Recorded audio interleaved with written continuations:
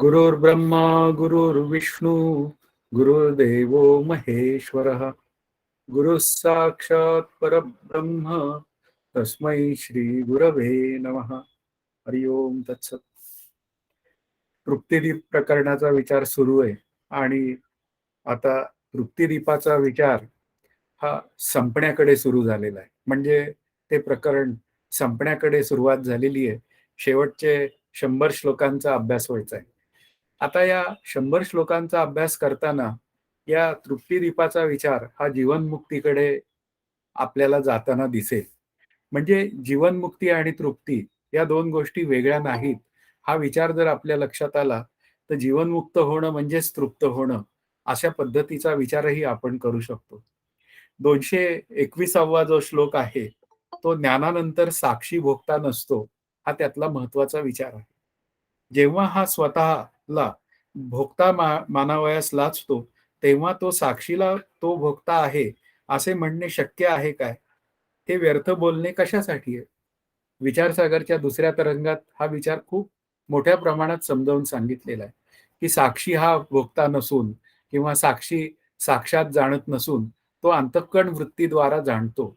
म्हणजे जाणण्याची जी प्रक्रिया आहे ती जीवाच्या बाजूनी आहे, म्हणजे वाच्यार्थाने असलेल्या जीवाच्या बाजूनी आहे आणि त्या वाच्यार्थाने असलेल्या जीवाचं अधिष्ठान मात्र कूटस्थ रूप म्हणजे आत्मरूप म्हणजे साक्षीरूप ब्रह्म आहे.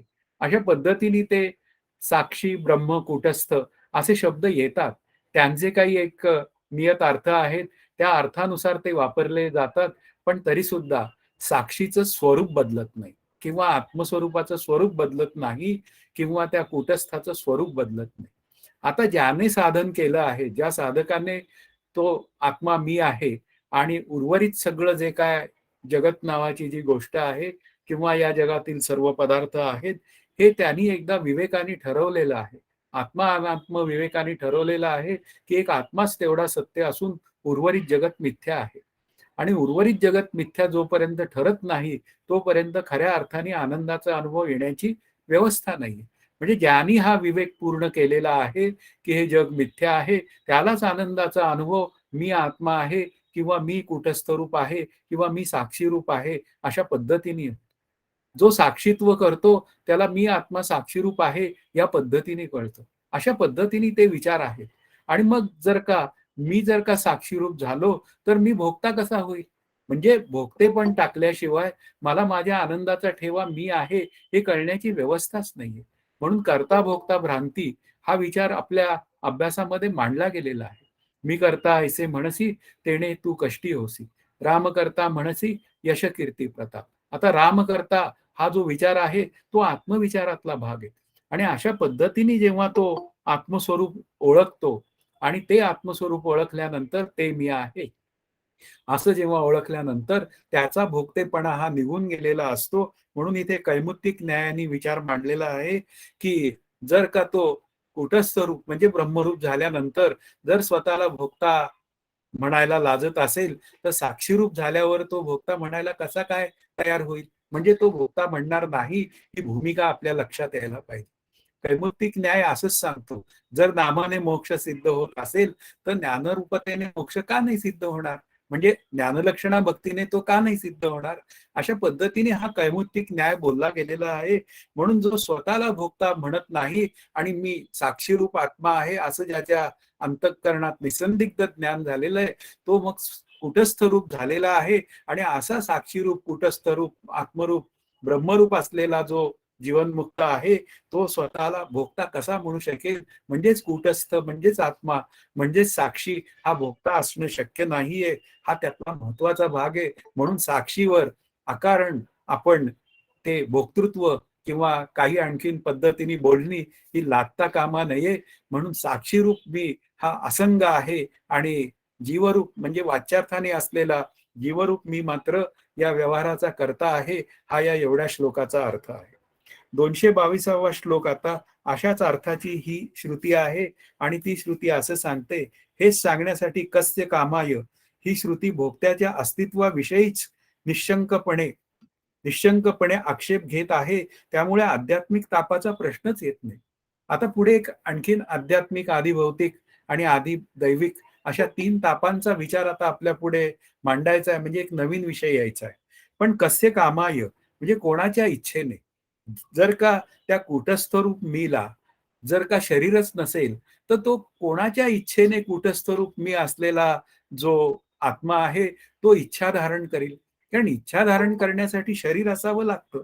पण जिथे भोगताच सिद्ध होत नाही, म्हणजे आत्मस्वरूपाची ऐक्यता प्राप्त झाल्यावर तिथे भोगताच सिद्ध होत नाही, तो सहजच आत्मस्वरूपाशी एकरूप होतो, तर तिथे त्याच्या शरीराचा विचार कसा काय तयार होईल? आणि तो शरीर म्हणजे मी नाही, असं ज्याचं चिंतन पूर्ण झालेलं आहे, त्याच्या ठिकाणी तो भोगता हा विचारच होऊ शकत नाही.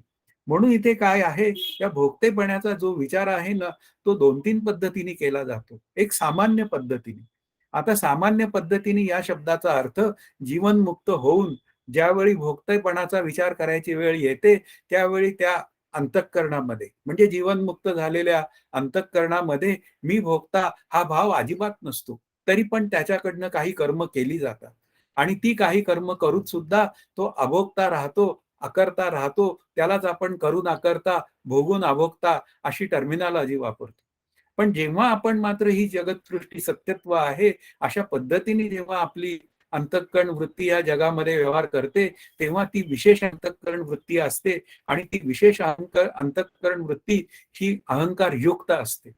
म्हणून इथे 2% बाधितानुवृत्तीने केलेली जी काय कर्म आहेत, तर ती 2% बाधितानुवृत्ती हे त्या भोगत्याचं शरीर असून सुद्धा तो मात्र अभोक्ता आहे, अशा पद्धतीने या जगातातला सगळा व्यवहार करतो. म्हणून इथे दुःख नावाची गोष्ट किंवा सुख नावाची गोष्ट त्याच्या दृष्टी, त्याच्या लेखी अजिबात नसते, कारण तो सुखरूप झालेला असतो.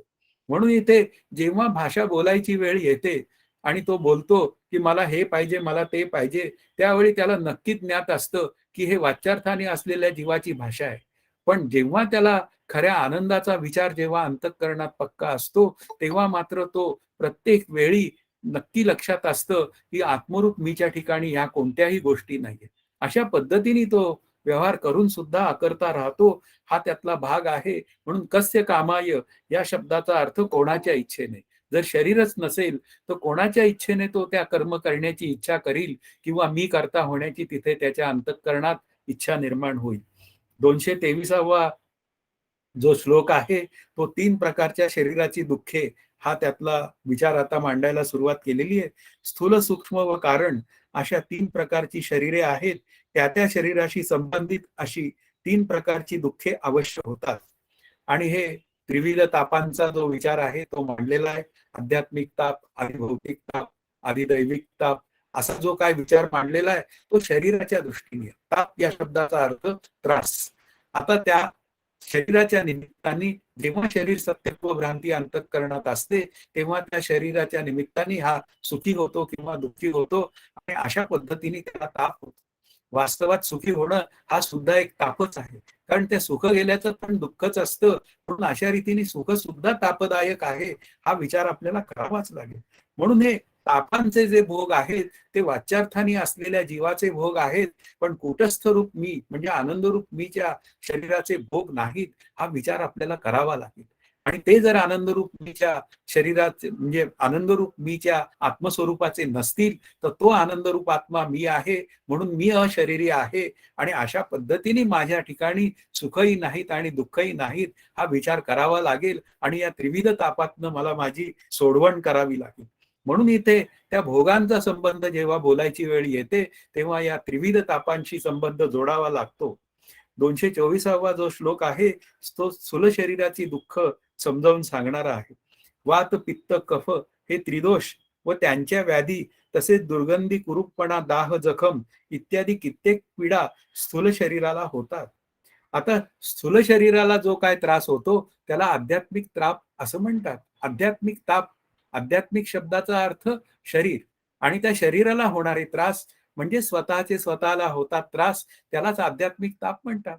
उदाहरणार्थ मला ताप आला, मला नंतर सर्दी झाली, मला खोकला झाला, मला कोरोना झाला. अशा पद्धतीने सध्याचा विचार आहे आणि त्या निमित्ताने हा जो त्रास मला होतो, त्यावेळी त्या त्रासाला आध्यात्मिक ताप असं म्हणतात. मग त्या आध्यात्मिक तापांचा जो विचार आहे, तो समजून घ्यावा. तो आध्यात्मिक तापाचा विचार अशाच पद्धतीने समजावून घ्यावा लागतो, की ते आध्यात्मिक ताप शरीराशी निगडीत आहे. पण आत्मा मात्र या सर्व तापांपासून असंग आहे आणि तो आत्मा मी आहे. म्हणून हे ताप शरीराचे आहेत आणि शरीराचे ताप असल्यामुळे मी त्याच्याशी वेगळेपणाने बोलू शकतो. हा साधनेचा विचार आहे. मी त्या शरीराशी वेगळेपणाने बोलू शकतो आणि मी शरीराला समजूनही सांगू शकतो, की "अरे, तुझं डोकं दुखतंय, नंतर तुला शरीराला ताप आलेला आहे." मीच म्हणू शकतो, की "अरे उदय, तुझ्या शरीराला ताप आलेला आहे. आता तू गोळी घे आणि शांत बस." अशा पद्धतीने मी माझी अंतःकरण वृत्ती कोणत्याही परिस्थितीमध्ये शांत ठेवू शकतो. समर्थ किंवा श्री ज्ञानदेव म्हणतात, "सुख-दुःखे समे कृत्वा." सुखात आणि दुःखात सुद्धा अंतःकरण वृत्ती आपली शांत राहिली पाहिजे. आता हे जेव्हा दोन्ही समसमान होईल, म्हणजे सुख आणि दुःख या दोन्हींमध्येही माझी अंतःकरण वृत्ती विचलित होणार नाही आणि लाभ आणि अलाभ याचा विचार माझ्या अंतःकरणात नसेल, केवळ आत्मस्वरूपाच्या ऐक्यतेचा विचार असेल, तर ह्या जगातील नको असलेले विचार हे मला झटकून बाजूला काढून टाकता येतात आणि मी सहज त्या आनंदाशी एकरूप होऊ शकतो. म्हणून स्थूल देह म्हणजे मी नाही, हा विचार मला सतत करावा लागेल आणि तो करतानाच मग या स्थूल देहाविषयी माझ्या अंतःकरणात अनासक्त वृत्ती तयार होईल आणि मग मी त्या स्थूल देहापासून आत्मस्वरूपाला वेगळं करू शकतो. हा भाव अंतःकरणात तयार होईल. तुम्ही म्हणाल, की इथे फक्त तापाचा विचार मांडलेला आहे, मग तुम्ही एवढं का सांगता? त्याचं कारणच आहे, की ज्यावेळी एखादा विचार मांडला जातो, की शरीर म्हणजे मी नाही, तर मी नक्की कोण आहे, हाही विचार मांडला गेलाच पाहिजे. कारण चिंतन हे सतत बॅलन्स चिंतन असलं पाहिजे. मी जर शरीर नाही, इथे बोलून एवढाच विचार मी सोडून दिला, तर मग मी कोण आहे हा विचार होणार नाही कधी. म्हणून मी शरीर नाही, मग मी कोण आहे, तर मी सच्चिदानंद रूप ब्रह्म आहे, म्हणून मी कायम आनंदात राहणार आहे. अशा पद्धतीने विचारधारा आपल्या अंतःकरणात डेव्हलप करावी लागते. 225वा श्लोक जो आहे, काम, क्रोध इत्यादी तसेच शांती, दांती इत्यादी सूक्ष्म शरीराची दुःखे आहेत. ही दुःखे क्रमाने मिळून व न मिळून दुःखदायक असतात. आता दांती या शब्दाचा अर्थ इंद्रिय निग्रह आणि अशा पद्धतीने काम, क्रोध, नंतर लोभ, मोह, मत्सर किंवा ही शांती, दांती ही सगळी सूक्ष्म शरीराची दुःख आहेत. आता ती दुःखे क्रमाने मिळून व न मिळून काय होऊन जातात, ती दुःखदायक असतात. या शब्दाचा अर्थ लक्षात घेतला पाहिजे, की 5 ज्ञानेंद्रिय, 5 पुन्हा कर्मेंद्रिय, पंचप्राण वगैरे मिळून सगळं सूक्ष्म शरीर बनतं. हे बरोबर आहे. म्हणजेच त्याला आपण मन, बुद्धी, चित्त, अहंकार अशा पद्धतीने त्याचा विचार करतो. म्हणजे जी काय दुःख आहेत, ती स्थूल शरीराला झालेली दुःख ही सूक्ष्म शरीराला कळतात. म्हणजे त्या मनाला कळतात. ती दुःखाची वेदना जी आहे, ती अंतःकरणातून होते. त्या ज्ञानेश्वरीमध्ये ओवी आहे, की काटा पायाला लागतो, पण त्याची व्यथा जी आहे, ती अंतःकरणात उमटते. म्हणून या सर्वांचा समावेश आपल्याला एकत्रितपणे करावा लागतो, तर ह्याच कारणासाठी. पण ती काय आहे, ती मिळून आणि न मिळून दोन्ही कशी असतात, दुःखदायकच असतात. लक्षात घ्या, की ती मिळाली तरी सुद्धा काय असतं, मला दुःख होतं. म्हणजे दुःखद प्रसंग जर माझ्या अंतःकरणात आले, माझ्यावर समजा ते दुःखद प्रसंग माझ्यापुढे आले आणि मला त्याच्या सामोरं जायची वेळ आली, की मला दुःख होतं. तसाच हा दांतीचा विचार आहे, की दांती सुद्धा काय आहे, ती त्या सूक्ष्म शरीराच्या ठिकाणी त्याचा विचार करावा लागतो. आता तो इंद्रिय निग्रह करायचा जरी असेल, तरी त्या इंद्रिय निग्रहाच्या मागे माझं मन, बुद्धी, चित्त, अहंकार या चौघांना लावावं लागतं. की मनाने सतत निर्णय घ्यावा लागतो, की मला इंद्रिय निग्रह करायचा आहे आणि तो निग्रह करताना मात्र प्रवाहाच्या विरुद्ध वाहणं आहे आणि विरुद्ध वाहणे म्हणून तिथे दुःख आहे. की समोर आईस्क्रीम खायचं आहे, सगळी व्यवस्था आहे तिथे, पण काय आहे, की आईस्क्रीम खायचं नाहीये. बघू एक दिवस काय नाही खाल्लं तर होतंय. अशा पद्धतीने अंतःकरण वृत्ती ही इंद्रिय निग्रहात हळू तयार करावी लागते. आणि मग म्हणता येतं, की अरे आईस्क्रीम खायला मिळालं तरी चालेल आणि नाही मिळालं तरी चालेल. ही भाषा नंतरची आहे. मला काही म्हणूया डायबिटीस असताना मला आईस्क्रीम नको हा काही वैराग्याचा विषय नाहीये. पण डायबिटीस नसताना मला ते गोड खाणं नको हा वैराग्याचा विषय आहे. तिथे कधीतरी गोड नाही खायचं असा विचार आला, तर तो आपल्याला करता आला पाहिजे. म्हणून इथे काय आहे, की दुःख जी काय आहेत, ती आपल्या अंतःकरणाला होतात. म्हणून ही सूक्ष्म देहाची दुःख आहेत. याच्या आधीच्या श्लोकात स्थूल देहाची दुःख सांगितली आणि इथे सूक्ष्म देहाची दुःख सांगितली. म्हणजेच ती अंतःकरणाला होणारं दुःख, मनाला होणारं दुःख, कोणी माझं अंतःकरण दुखवतं, त्यावेळीही मला दुःख होतं. कोणी मला म्हणतं, तुला काही बुद्धीच नाहीये." आता मी बुद्धीच नाहीये असं जेव्हा एखादा मला म्हणतो, "निर्बुद्ध आहेस तू" असं म्हणतो, तेव्हा मला फार दुःख होतं. पण वास्तवात त्यांनी मला ओळखलेलं असतं हे मला कळतही नाही. कारण मी आत्मा आहे आणि आत्मस्वरूपाच्या ठिकाणी दुःख नावाची गोष्टच नाहीये. म्हणजे पुन्हा काय आहे, बुद्धी नावाची गोष्टच नाहीये. म्हणजे हे मला काही कळतच नाही. पण हे जेव्हा आपल्यापुढे काम, क्रोध, लोभ, मोह, मत्सर अशा पद्धतीने जेव्हा अंतःकरण वृत्ती आपली व्यापते, त्यावेळी ती सूक्ष्म शरीराची दुःख आहेत, हा त्यातला विचार करावा लागेल. आता तिसरं जे कारण शरीर आहे, त्याच्या दुःखाचा विचार हा 226व्या श्लोकाचा विचार आहे.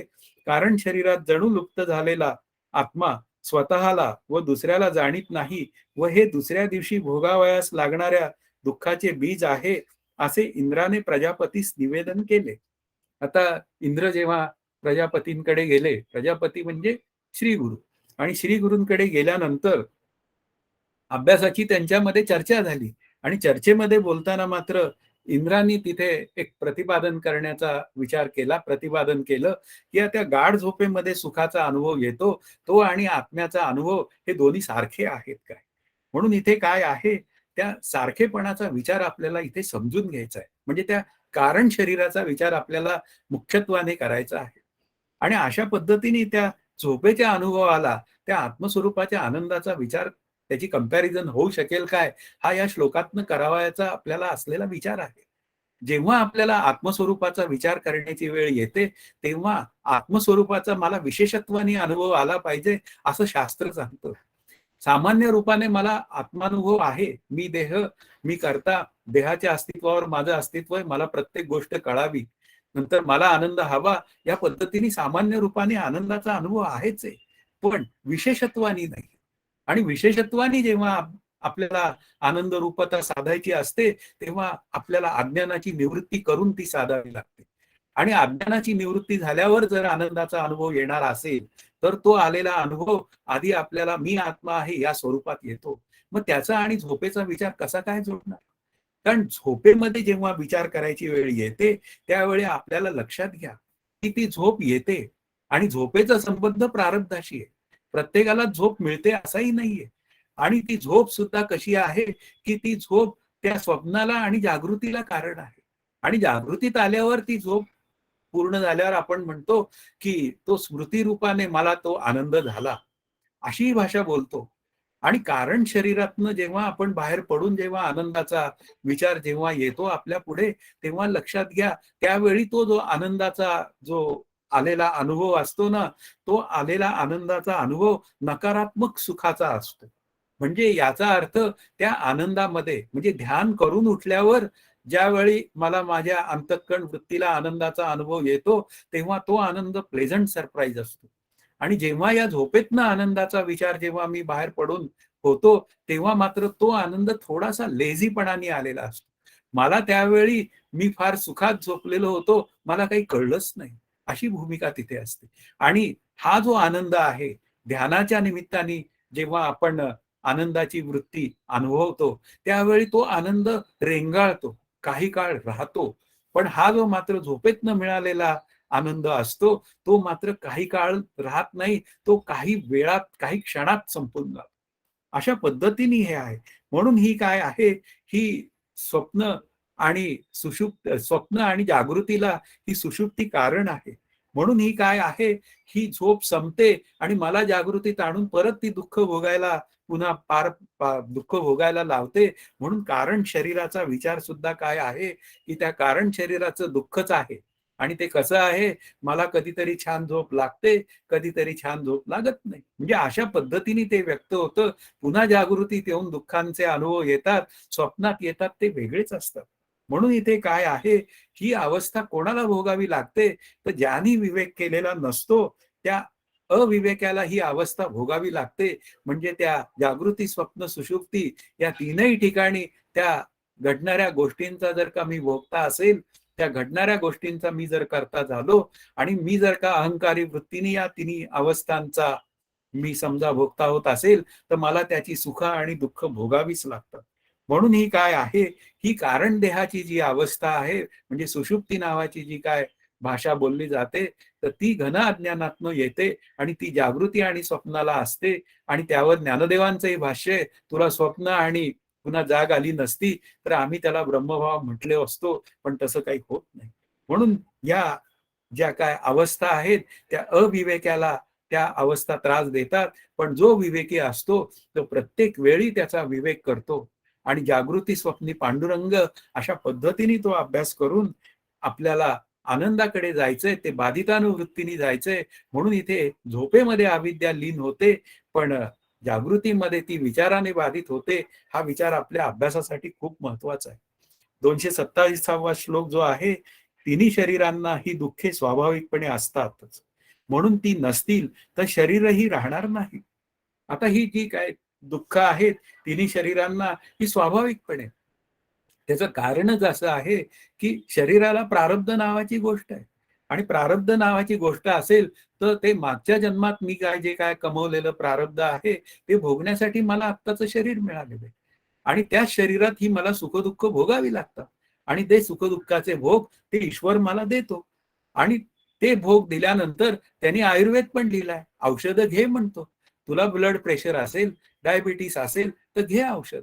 पण प्रश्न असा आहे की हे जे शरीराचे मला सुखदुःखाचे भोग आहेत हे मला भोगावेच लागतात, जे काय असतील ते अशा पद्धतीने भोगावेच लागतात. जरी औषध घेतलं तरी मी त्यातनं पूर्णपणे बरा होत नाही.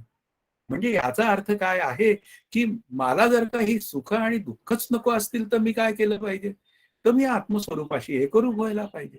म्हणजे ज्या सुखदुःखांची निवृत्ती जी आहे ती औषधाने होणारी निवृत्ती ही लयरूप आहे. किंवा या कारण शरीरात होणारी जी काय निवृत्ती आहे झोपेच्या निमित्ताने ती सुद्धा लयरूप आहे. आणि त्यातूनच जर मला बाहेर पडायचं असेल तर मला शरीर मिळणार नाही अशी काहीतरी तजवीज मला करावी लागेल. आणि मग ती तजवीजच करायची असेल तर आत्मज्ञान म्हणजे आत्मस्वरूपाशी मी एकरूप झालो तर मला पुढच्या जन्मी शरीर मिळण्याची व्यवस्था संपते. आणि अशा पद्धतीने मला त्या आनंद रूपतेमध्ये म्हणजे त्या नित्य तृप्तीमध्ये मला शरीर मिळत नाही. आणि शरीर मिळालं नाही म्हणून मला दुःख नाही. पण जोपर्यंत मी आनंदाशी माझ्या दृढ अपरोक्षत्वानी एकरूप होत नाही तोपर्यंत मला शरीर मिळतं. म्हणून हा जन्म संपतो आणि परत मी माझ्या वासना पुढच्या जन्मासाठी शिल्लक ठेवतो.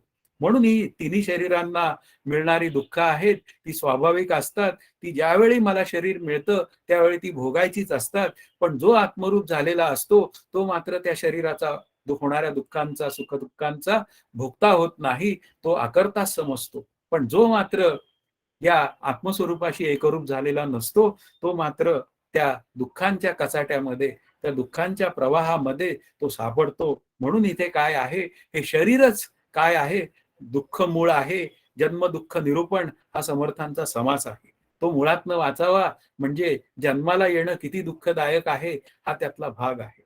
आता पुढे शरीर व दुःख यांचे अतूट नाते हा 228वा श्लोक असं सांगतो. ज्याप्रमाणे कापसाचा धागा व कापड, केस व घोंगडी किंवा माती व घट एकमेकांना सोडून राहत नाही, त्याप्रमाणे शरीराला सोडून दुःख राहत नाही. आता हे 3 उदाहरणं दिली आहेत की कापसाचा धागा आणि कापड हे एकमेकांना सोडून राहत नाही. कारण त्या कापसाच्या धाग्याचेच विणीतनं कापड तयार होतं, तसंच त्या मातीचाच घट तयार होतो. म्हणजे याचा अर्थ काय झालेला आहे, या दोघांमध्ये कार्यकारण भाव संबंध आहे. की धागा हा कारण आहे आणि कापड हे कार्य आहे. आणि मग जे कारण असतं ना ते नेहमी कार्यावर अवलंबून असतं. मला मी भोगता का होतो याचं कारणच आहे. ते कारण आहे आत्मस्वरूपाचं अज्ञान.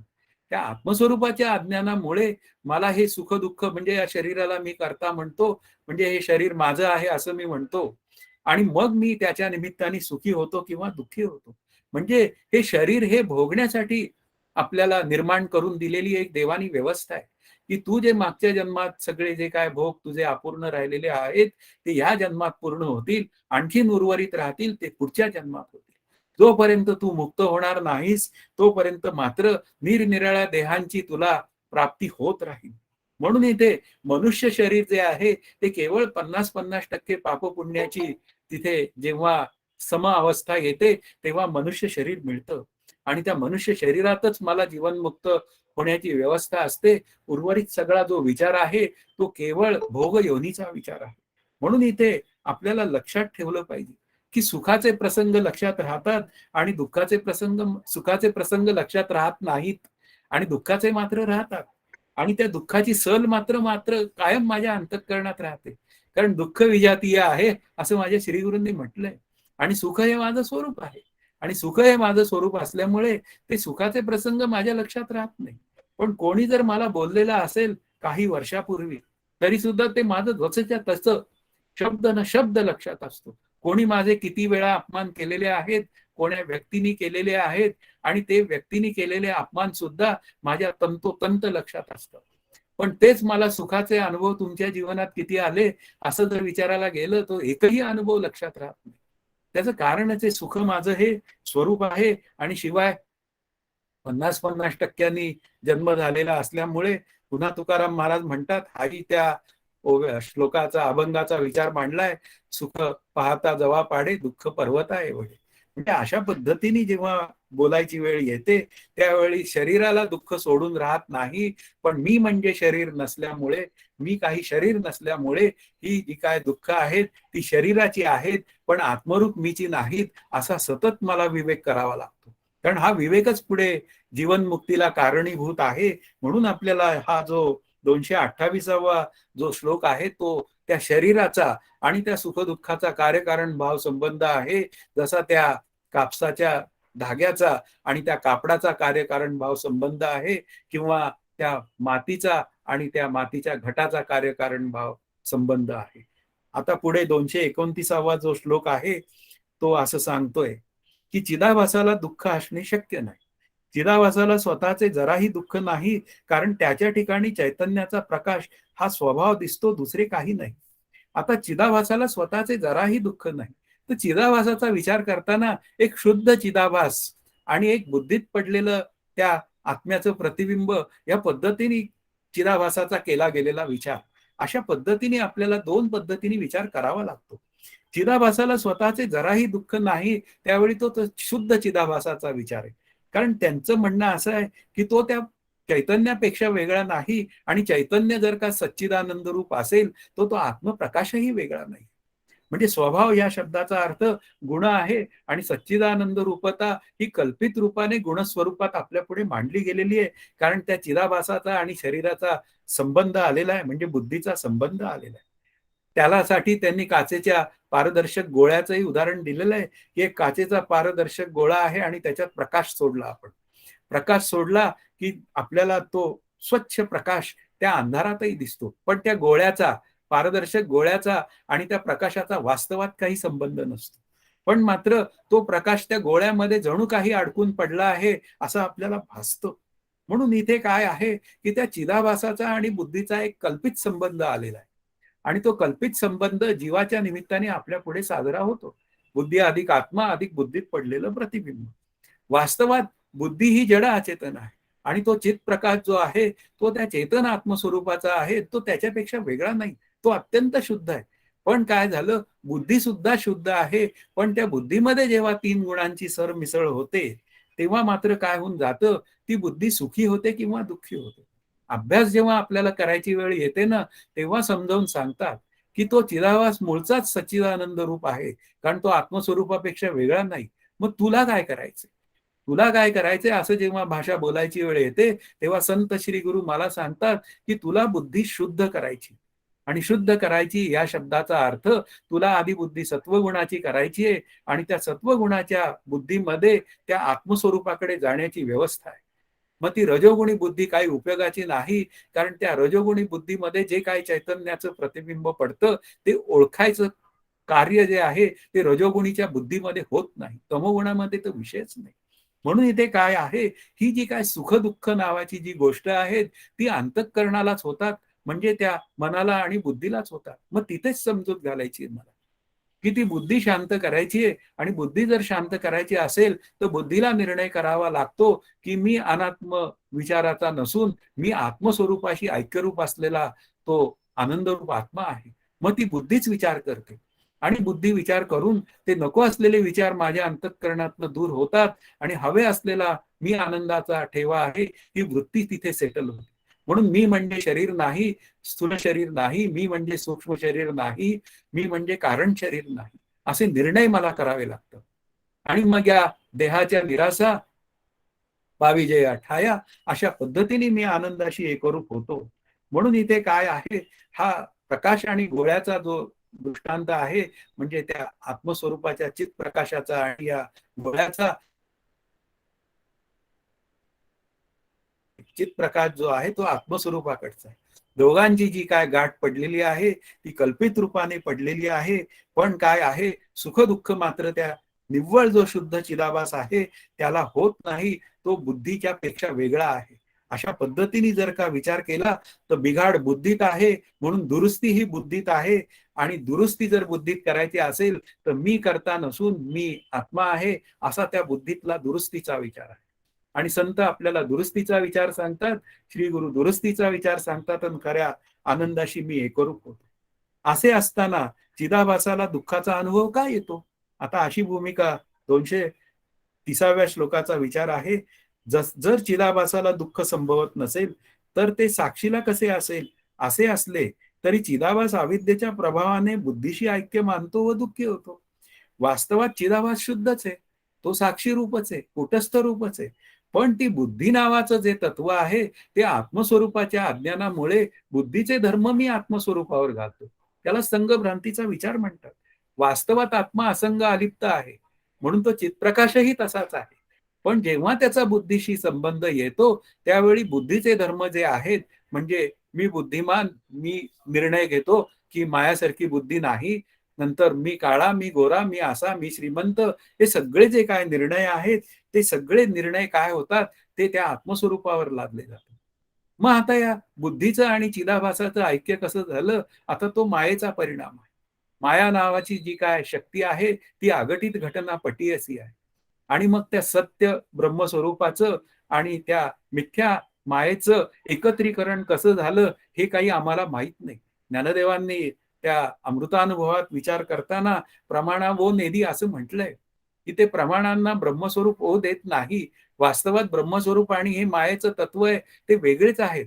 पण ते दोघांचं एकत्रीकरण कसं झालं हे मलाच माहीत नाही. भगवान श्रीकृष्णच म्हणतायत, की माझी माया ही अत्यंत काय म्हणूया, ती मलाच कळत नाही. म्हणजे याचा अर्थ भगवंत त्या मायेच्या जाळात सापडतात असं नाहीये. म्हणजे ती माझी शक्ती आहे हे त्यांना माहिती आहे.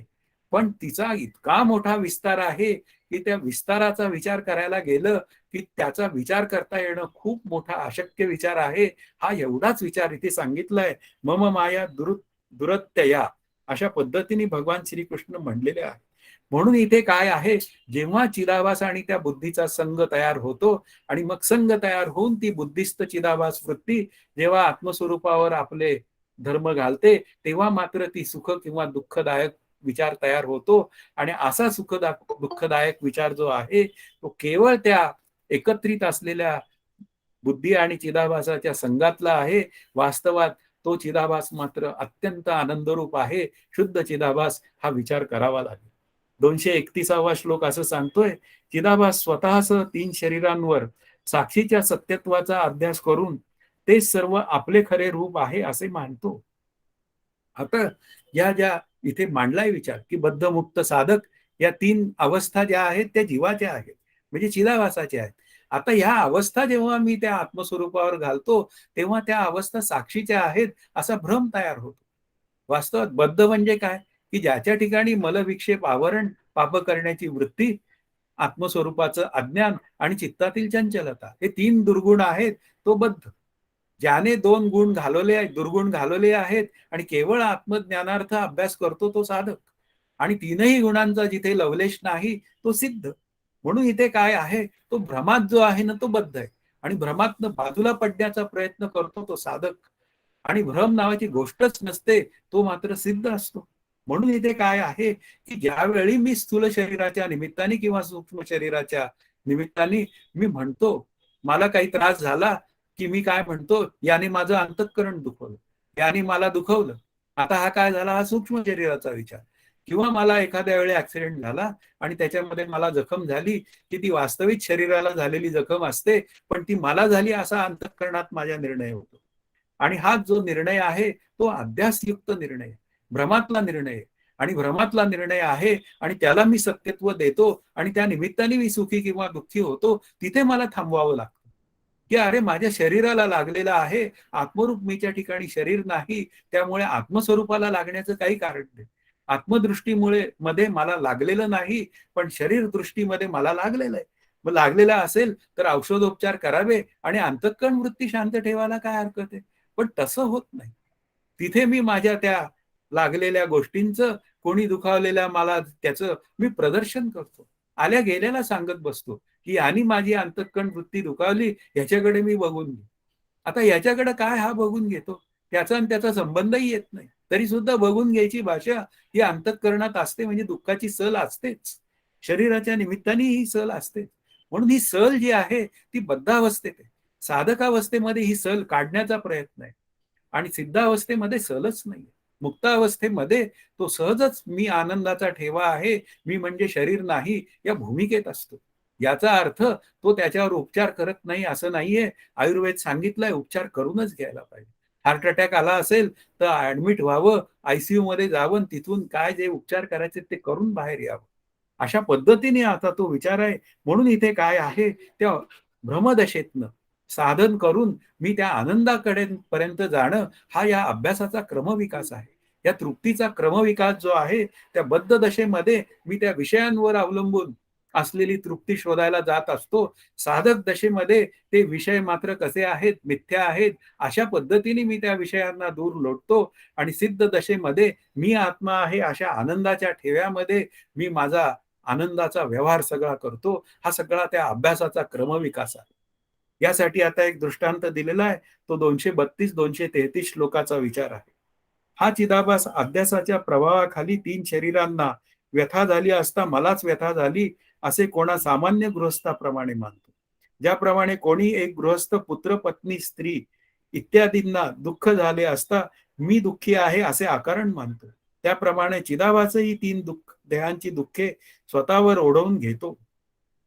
म्हणून हा जो चिदाभास आहे म्हणजे जीवरूपाने असलेला, वाच्यार्थाने असलेला जो जीव आहे, तो काही व्यथा झाली की आता आपण वरील श्लोकात पाहिलं की ती मलाच व्यथा झाली आहे अशा पद्धतीने तो समजतो. वास्तवात मी आनंदाचा ठेवा असताना मला व्यथा होण्याचं काही कारण नाही. व्यथा ही वाच्यार्थाने असलेल्या जीवाचा तो विभाग आहे. म्हणून हे सगळं जे काय मांडलं गेलेलं आहे तत्वज्ञान, ते मायावाद स्वीकारून मांडलं गेलेलं आहे.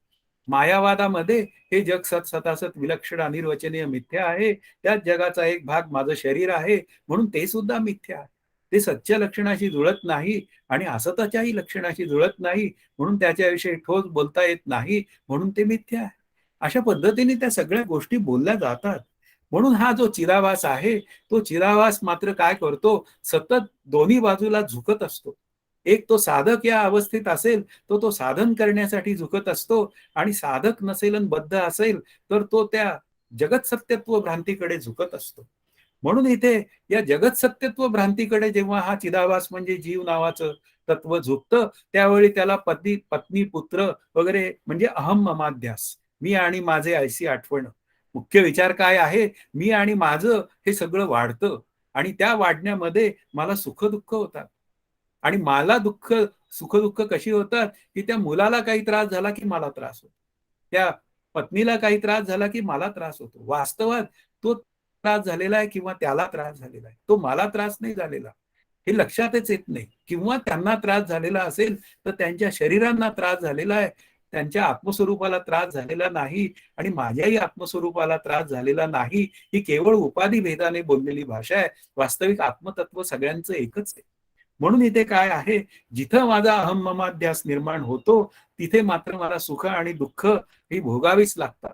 तिथेच मात्र हे अध्यस्त रूप असलेलं, भ्रमयुक्त असलेलं जगत सत्य वाटतं आणि त्या सत्य वाटण्यामध्ये मी माझं जीवन वाया घालवतो हे माझ्या लक्षात येत नाही. म्हणून इथे आपल्याला दुःख जर नको असेल तर मला मात्र या देहाला आणि या आत्मस्वरूपाला वेगळं करावं लागतं, त्यांची फारकत करावी लागते. म्हणून हे सगळं दुःख होण्याचं कारणच असं आहे की या स्थूल, सूक्ष्म आणि कारण या तीनही शरीरांना मी माझी शरीर मानतो. वास्तवात माझी शरीर याचा अर्थच असा आहे की ही शरीर माझ्यापेक्षा वेगळी आहेत, पण हे विचारच राहत नाही. आणि विचारच राहत नाही म्हणून मी काय होऊन जातो, मी त्या शरीराशी, त्या बुद्धीशी म्हणूया, अशा पद्धतीने मी अत्यंत संलग्न होतो आणि त्या संलग्नपणामध्ये मी दुःखित होतो. पण मला कळतच नाही, माझे ज्ञानदेव मला काय सांगताय. मी आणि माझे ऐसी आठवण, विसरले जयाचे अंतःकरण, पार्था तो संन्यासी जाण निरंतर. म्हणून इथे लक्षात घ्या, की तो पार्था आहे, त्या पार्था रूप मी जर व्हायचं असेल, तर मी आणि माझं जे काय आहे ते जर मी सोडून दिलं, तर मी माझ्या आनंदाशी एकरूप का होणार नाही? पण इथेच मी मात्र मार खाल्लेला असतो आणि मी खऱ्या आनंदापासून लांब पळालेलो असतो. म्हणून इथे काय आहे, त्या अध्यस्थाला आपण निष्कारण प्रतिष्ठा देऊन बसतो. ती त्याची प्रतिष्ठा काढून घ्यायची असेल, तर अध्यस्थ पदार्थ हा भ्रमित पदार्थ आहे. जसा त्या शिंपलीवर भासणाऱ्या चांदीसारखा असा विचार आपल्याला करता आला पाहिजे. अविवेकामुळे दुःख व विवेकाने दुःखाचा अभाव हा सांगणारा 234वा श्लोक सांगतो. विवेक करून भ्रांती टाकून स्वतःला विचारात न घेणारा व आत्म्याचे चिंतन करणारा शरीराच्या व्यथे मागोमाग कशासाठी व्यतीत होईल, आला तो पुढे विचार सगळा, की ज्याने विवेक केला आहे, एक आत्माच तेवढा सत्य असून उर्वरित जगत क्रियाशील व नाश पावणारा आहे. अशा पद्धतीने जेव्हा विचार करतो, तेव्हा माझं शरीर सुद्धा त्या नाश पावणाऱ्याच्या पंक्तीत येऊन बसतं. आणि शरीराच्या नाशाने मग मला दुःख होण्याचं कारण उरत नाही, कारण मी त्या आत्मस्वरूपाचा विचार या विवेकामध्ये करतो. आणि असा विवेकामध्ये जेव्हा मी आत्मस्वरूपाचा विचार करतो, त्यावेळी देह हा मरत नाही. त्या देहावर असलेली जी आत्यंतिक आसक्ती आहे, ती दूर होते. देहावर प्रेम करावं, त्याला सांभाळावा, पण त्यामध्ये गुंतवणूक नावाची जी गोष्ट असते, ती बाजूला पडली पाहिजे. म्हणून देह कसा आहे, हा सत्विलक्षण आहे, असत्विलक्षण आहे, अनिर्वचनीय आहे, म्हणून मिथ्या आहे. मग काय करायचं? देह परमार्थाचे तारू. ते परमार्थाचं तारू आहे असं समर्थ म्हणतात. आणि मग काय आहे, या नरदेहाचे संबंधे बहुत पावले उत्तम पदे. पण पुन्हा अहंता चांडूनी स्वानंदे सुखी झाले. म्हणून हा जो अहंकार आहे, तो मला टाकून द्यायचा आहे, त्या देहावरचा, त्या माझ्या पुत्राधिकांवरचा. आणि तो अहंकार बाजूला झाला असता मी माझ्या खऱ्या आनंदाशी एकरूप होतो. म्हणून इथे हा जो चिदाभास युक्त जीव आहे वाच्यार्थाने असलेला, तो साधन करतो. आणि तोच साधन करून तो स्वतः कुटस्थ रूप होतो. आणि कुटस्थ रूप झाल्यावर मग आपण म्हणतो, की वाच्यार्थ आणि लक्ष्यार्थाचा विचार आहे, अध्यारोप अपवादाचा विचार आहे. अशा पद्धतीने ती शास्त्रीय भाषा पुढे येते. म्हणून इथे दुःखाचा अनुभव येणार नाही काय? आता असाही पुढे एक प्रश्न निर्माण होतो, की त्याचं जे उर्वरित जीवन आहे, जीवन मुक्ताचं, त्याच्यामध्ये त्याच्या जीवनात दुःखाचे प्रसंग येणार नाहीत काय? तर येणार. पण त्या प्रसंगातनं तो सुखी किंवा दुःखी होण्याची तिथे जी काय व्यवस्था असते, ती त्याने मोडून काढलेली असते. कारण त्या प्रसंगांचा आणि त्या आत्मरूप मीचा काही संबंध नाही, अशी आतमध्ये त्याची भूमिका असते. म्हणून तो प्रसंगांना सामोरा जातो. पण प्रसंगांना सामोरा जाऊन तो धीटपणे, धैर्याने सामोरा जातो आणि त्या प्रसंगातनं स्वतःची तर सुटका करतोच. पण त्याचबरोबर दुसऱ्या सर्वांची सुटका करतो आणि त्यातून त्या दुसऱ्या सर्वांना, म्हणजे सर्व समोर असलेल्या व्यक्तींनाही तो त्यातून बाजूला काढतो. हाच तर खरा धैर्यवान जीवनमुक्त असतो. म्हणून इथे काय आहे, त्याच्या अंतःकरणात दुःखाची लाट होत नाही, दुःखाचं चिंतन होत नाही आणि दुसऱ्यांनाही तो ते अत्यंत शांतपणे समजावून सांगतो. आणि त्यांनी सांगितलेलं सुद्धा त्या लोकांना मान्य होतो, कारण त्याचं उत्तरच असं आहे, मार्गाधारे वर्तावे विश्व मोहरे लावावे. त्याने त्याचं साधन पूर्ण केलेलं असतं आणि त्यातून तो त्या लोकांना उपदेश करतो. असं श्री गुरुपदी असलेली व्यक्ती किंवा जीवनमुक्त असलेल्या व्यक्तीचा प्रभावही तेवढाच पडतो आणि त्या प्रभावात समोरच्या व्यक्ती सुद्धा आनंदाशी एकरूप होऊन जातात. हा एक वेगळाच विचार त्याच्या पुढे तयार होतो. 235वा जो श्लोक आहे, भ्रमाने दुःख व वेदांत चिंतनाने सुख, हा विचार मांडणारा आहे. भ्रमाने भासलेला सर्प खरा आहे असे वाटल्याने पळावेसे वाटते. पण दोरीचे ज्ञान होऊन सर्पाचा भ्रम दूर झाला असता पळाल्यामुळे त्याला लाज वाटते, की आता एखाद्या वेळी सर्प दिसला असं म्हणूया. आता सर्प दिसल्यानंतर की काय आहे मंद अंधकारात हे काही कळत नाही. पण हुशार जो व्यक्ती असतो, तो मात्र काय करतो, घरातनं बॅटरी आणतो आणि त्या वस्तूवर टाकतो. आणि वस्तूवर टाकल्यावर असं लक्षात येतं, की अरे ही तर दोरी आहे. मग ही दोरी आहे असं कळल्यानंतर त्याचा भ्रम दूर झाला.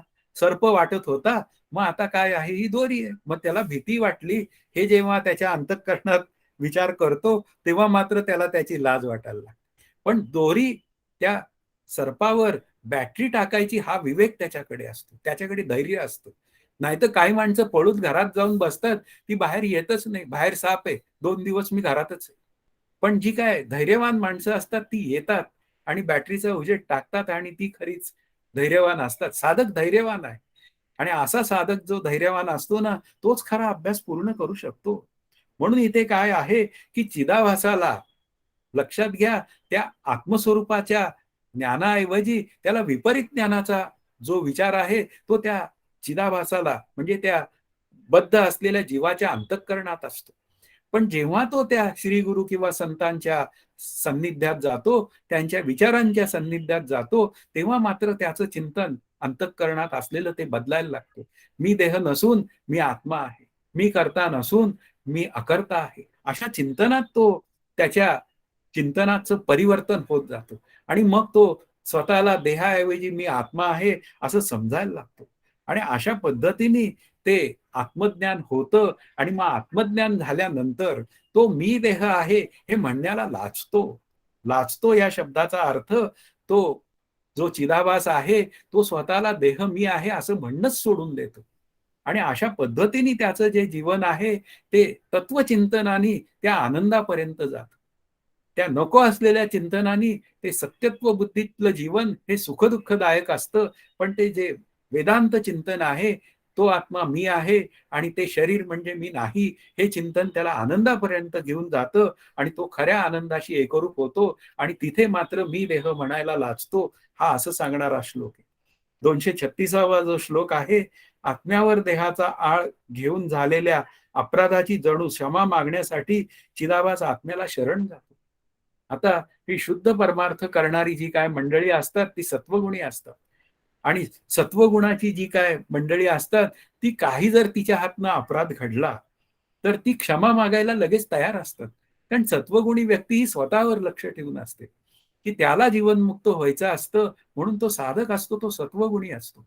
आणि तो साधक जो असतो ना तो त्या सत्वगुणामध्ये त्या साधनेचा विचार करतो, त्या आत्मदृष्टीला विकसित करतो. आणि विकसित करताना जर एखाद्या वेळी अंतःकरण वृत्ती काही जर का कारणाने एखादं पापकर्म केलं किंवा काहीतरी त्यांनी चुकीचा विचार केला तर तिथल्या तिथे त्याची समजूत घालतो. अपराधाच्या पिंजऱ्यात जमा करत नाही, पण तुला मात्र असा विचार करण्याला अजिबात परवानगी नाही. अशा पद्धतीने तो आपला स्वतःला झापतो असं म्हणूया आपण. स्वतःची समजूत घालतो. हे केवळ प्रेमाचं बोलणं आहे आणि प्रेमाने जर एखाद्याची अंतःकरण वृत्ती ऐकत नसेल तर त्या अंतःकरण वृत्तीला झापलं पण पाहिजे. म्हणजे मी माझ्या अंतःकरण वृत्तीला झापायचंय, दुसऱ्यांना नाही. म्हणून इथे काय आहे, इथे प्रायश्चित्त घेण्याची ही तयारी असते. त्याचं कारणच आहे की असा प्रायश्चित्त घेतलेला माणूस पुन्हा पुन्हा त्या चुका करत नाही. प्रायश्चित्त हे सुद्धा एक तीर्थ आहे की असं तीर्थ की त्या तीर्थात प्रायश्चित्त घेऊन स्नान केल्यानंतर मग मला पुन्हा तसं प्रायश्चित्त करायचं नाही अशा निर्धारातलं जीवन असतं. म्हणून इथे काय आहे, त्या चिदाभासाला त्या वाच्यार्थाने असलेल्या चिदाभासाला जे पूर्वीचं सत्यत्व दृष्टीचं जे काय विचारधारा आहे ती पुसून टाकायची असते. आणि त्याला तिथे मी आत्मा आहे अशी एक आनंदाची वृत्ती तिथे त्याला दृढ करायची असते आणि त्यातूनच तो खऱ्या आनंदाचा विचार पुढे जातो. आता हा शरणागतीचा अभ्यास आहे तो 237वी श्लोक असं सांगतोय, जसे वरचेवर पाप केले तर वरवरचे प्रायश्चित्त घेतात त्याप्रमाणे हा आत्म्याच्या ध्यानाची आवर्तने करीत जणू आत्मचिंतन परायण होतो. म्हणजे तो प्रायश्चित्त घेतो आणि प्रायश्चित्त घेऊन पुन्हा काय करतो की त्या पुस्तक उघडतो, श्री गुरूंनी सांगितलेला जो विचार आहे ते चिंतन सतत करतो आणि त्या चिंतनातनं तो सतत आनंदाकडे जाण्याचा विचार करतो. वेळ आली तर तो प्रायश्चित्त घेतो आणि त्या प्रायश्चित्तातनं तो पुन्हा पुन्हा त्या आनंदाकडे जाण्याचा सतत विचार करतो. त्या ध्यानाची आवर्तने करतो या शब्दाचा अर्थ तसा आहे. आणि अशा पद्धतीने तो अभ्यास करत पुढे पुढे त्या आत्मस्वरूपापर्यंत सिद्ध रूपतेपर्यंत जातो. आता 238वा श्लोक असं सांगतोय, चिदाभासाला वाटणाऱ्या लाजेला दृष्टांत. ज्या 238वा श्लोक, ज्या वेश्येच्या जनेंद्रियावर कोड आहे ती वेश्या ते कोड माहीत असलेल्या पुरुषासमोर देह प्रदर्शनास संकोचते, त्याप्रमाणे चिदाभासाला स्वतः देहसापेक्षते दोषांची लाज वाटते. कारण आता हा दृष्टांताचा विचार आहे ना, तो सोडा. पण द्राष्टांत काय आहे तो आपल्या महत्वाचा आहे. द्राष्टांत मला काय सांगतो, की ज्याने मात्र त्या देहाला त्या आत्मस्वरूपापासून वेगळं केलेलं आहे, आता असा जो साधक आणि सिद्ध आहे, तो परत मी देह आहे या म्हणण्याने दुःखी किंवा सुखी होण्यासाठी कशाला जाईल? तो लाजणारच आहे. मी देह म्हणायला हे लाजणारच आहे. तो काही जाणारच नाहीये. अशा पद्धतीने त्याला स्वतःचे पूर्वीचे दोष हे त्याला कळतात आणि ते कळून ते दोष तो दुरुस्त करतो आणि पुन्हा ते तसा दोषीपणा त्याच्या अंतःकरणात उरतच नाही. अशा पद्धतीने तो ते दोष त्याला चुकून कधीतरी आठवले तर तो मात्र लाजतो. त्याचं कारण आहे, की अरे आपण काय जीवन जगत होतो. किती म्हणूया भिकार जीवन आपण जगत होतो. आज आपण त्या आनंदाच्या उंबरठ्यावर आहोत. जीवदरिद्री असंख्यात नृपती केले हा सद्गुरूंचा विचार आहे. अशा पद्धतीने मी नृपती होतो म्हणजे ब्रह्मस्वरूपाशी एकरूप होतो. म्हणून हा वरील दृष्टांत आहे ना, तो केवळ त्या मी देह, मी करता, मी भोगता आणि यातून निर्माण होणारे अपराध यांच्या विषयी किळस यावी म्हणून दृष्टांत दिलेला आहे. एवढाच विचार करावा. बाकी इथे कोणाच्या भावना दुखवण्याचा विचारच नाही. पुढे आता ही 239वा श्लोक असं सांगतोय, मुसलमानांनी पकडून सक्तीने पाठवलेल्या ब्राह्मण त्यांच्या तडाख्यातून सुटल्यानंतर जसा प्रायश्चित्त घेऊन नंतर त्यांच्यापासून दूर राहतो, तसाच चिदाभास स्वतःला दूर ठेवतो. देहरूप मी यापासून तो दूर ठेवतो, या वृत्तीपासून दूर ठेवतो. इथे ब्राह्मणाचं उदाहरण दिलंय, बाटवलेला होता आधी, पण नंतर तो पुन्हा स्वतंत्र झाला. स्वतंत्र झाल्याबरोबर तो पुन्हा हिंदू धर्मात आला असं म्हणूया आणि त्यानंतर तो स्वतःचं जीवन आनंदाने जगायला लागला. तसंच काही आहे, की इथे चिदाभास स्वतःला शरीर समजत होता. साधक वृत्तीमध्ये मी म्हणजे शरीर नाही हा भाव अंतःकरणात धारण केला आणि सिद्ध वृत्तीमध्ये तो शरीरापासून अलगच झाला. आणि झाल्यामुळे आता मात्र काय आहे, तो त्या चिदाभासाला म्हणजे त्या वृत्तीला म्हणजे कुठल्या वृत्तीला तर देहसत्यत्व वृत्तीला तो त्या आनंदरूप वृत्तीपासून वेगळंच करतो आणि वेगळं केल्यामुळे तो त्या आनंदाच्या वृत्तीमध्ये राहतो आणि त्या देहसापेक्षतेच्या वृत्तीमध्ये तो कधी येतच नाही. म्हणून तिथे मी आनंदाचा ठेवा आहे, मी कूटस्थ रूप आत्मा आहे, अशा पद्धतीची वृत्ती त्याच्या अंतःकरणात असते. हा मुसलमानांचा जो दृष्टांत दिलाय तो त्या काळी असलेल्या अराजक स्थितीतला दृष्टांत. समर्थांच्या काळीही अशी स्थिती होती आणि त्या पंचदशीकारांच्या काळीही तशी स्थिती होती. हा त्यातला भाव आपल्याला इथे कळतो. आजच्या अभ्यासातला शेवटचा जो श्लोक आहे तो शरणागतीचं फळ मला काय मिळतं. युवराज पदाचा अभिषेक झालेला राजपुत्र साम्राज्याच्या अपेक्षेने जसा राजाशी अनन्य होऊन राहतो तसा चिदाभास आत्मस्वरूपाशी अनन्य होऊन राहतो. आता हा युवराजाचं पदाचा अभिषेक झाल्यानंतर त्याचं जीवन हे केवळ राज्याशी जोडलं जातं आणि तो राजा होऊन जातो. आधी तो राजपुत्र असतो, आता तो राजा होऊन जातो आणि राजा होऊन गेल्यानंतर त्या राजपदाशी तो अनन्य राहतो. तसाच हा काहीचा भाग आहे, की शरीर म्हणजे मी हा भाव अंतःकरणातनं काढून टाकलेला आहे आणि त्यानंतर आत्मा मी आहे असं त्याला निसंदिग्धपणे ज्ञान झालेलं आहे. तो मात्र आता आत्मस्वरूपाशीच अनन्य होऊन राहतो, कारण जे आहे तेच राहतं शिल्लक. वास्तवात जे तीनही काळात असतं तेच शिल्लक राहतं आणि जे मिथ्या विचार असतात ते विरून जातात. त्यामुळे मी शरीरधारी हा मिथ्या विचार आहे, हा विचार निघून जातो आणि अशा पद्धतीने तो त्या आनंदाशी एकरूप होतो. हेच त्याचं काय आहे, हे त्याचं फळ आहे. ही शरणागती श्री गुरु संत यांच्या चरणी असते आणि त्या शरणागतीतनं हे आत्मलाभाचं किंवा आत्मज्ञानाचं असं निसंदिग्धपणे तृप्तीच्या स्वरूपात जे आपल्या पुढे फळ येतं तेच खरं माझं स्वरूप आहे आणि ते स्वरूप जाणून घेण्यासाठी हा या तृप्ती दीपाचा विचार आहे. आज आपला वेळ संपलेला आहे, तर आज इथे आपण थांबूया. जय जय रघुवीर समर्थ. हरि ओम तत्सत श्री पांडुरंगाय नमः.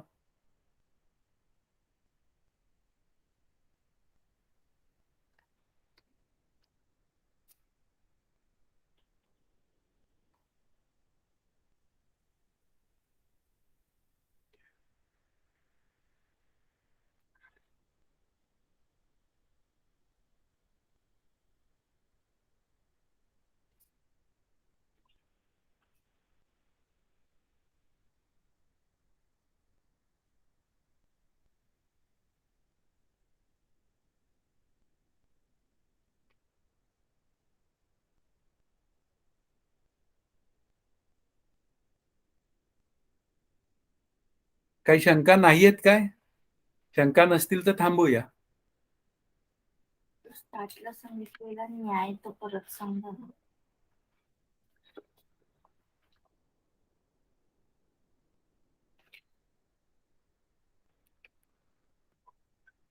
थांबूया. जय जय रघुवीर समर्थ. हरिओम तत्सत. श्रीराम.